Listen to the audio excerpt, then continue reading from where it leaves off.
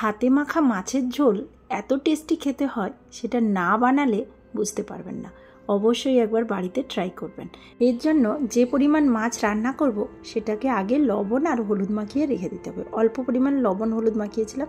এখন একটা কড়াইয়ের মধ্যে মাছ, সাথে যে পরিমাণ আলু দেব সেটা, আর 3টে পেঁয়াজ কুচোনো, সাথে কিছুটা টমেটো কুচোনো, আর দিয়ে দিচ্ছি একটা মিডিয়াম সাইজের পেঁয়াজ বাটা, খানিকটা আদা বাটা, আর এখানে নিয়েছি জিরে আর কালো জিরে বাটা, হলুদ গুঁড়ো, সাথে দিয়ে দেবো স্বাদ মতো লবণ, 1 টিস্পুন জিরের গুঁড়ো, কাশ্মীরি লঙ্কার গুঁড়ো 1/2 টিস্পুন, লাল লঙ্কার গুঁড়ো সামান্য দিচ্ছি, আপনারা চাইলে একটু বেশি দিতে পারেন, আর দিয়ে দিচ্ছি একটু বেশি পরিমাণ সর্ষের তেল, 3টে কুচনো কাঁচা লঙ্কা।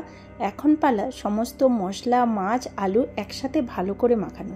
যতটা ভালো করে মাখাবেন টেস্টটা তত ভালো হবে, কিন্তু একটু কনসিয়াসলি মাখাতে হবে, মাছের কাঁটা লেগে হাত কেটে যেতেও পারে।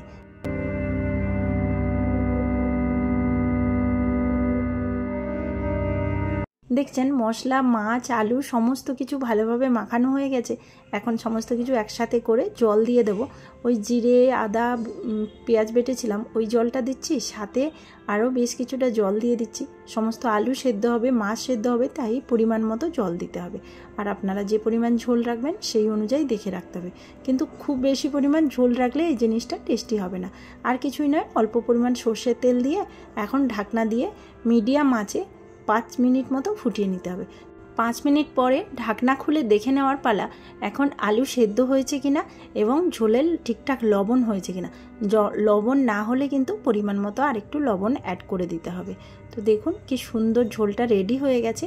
এখন আমি উপর থেকে অল্প পরিমাণ সর্ষের তেল দিয়ে দেবো। এই লাস্টে সর্ষের তেলটা থেকে কিন্তু একটা ঝাঁঝালো গন্ধ বেরোবে। তো মাছের ঝোলটা আমার সুন্দর কমপ্লিট হয়ে গেছে। এখন পাত্রে ঢেলে নেব।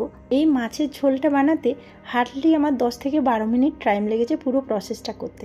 খুব কম টাইমেই ঝোল বানানো হয়ে যায়। সকালে অফিসে তাড়াতে এরম ঝোল বানালে টাইমও কম লাগে আর খেতেও খুব টেস্টি হয়, সাথে অন্য কাজও করা যায়।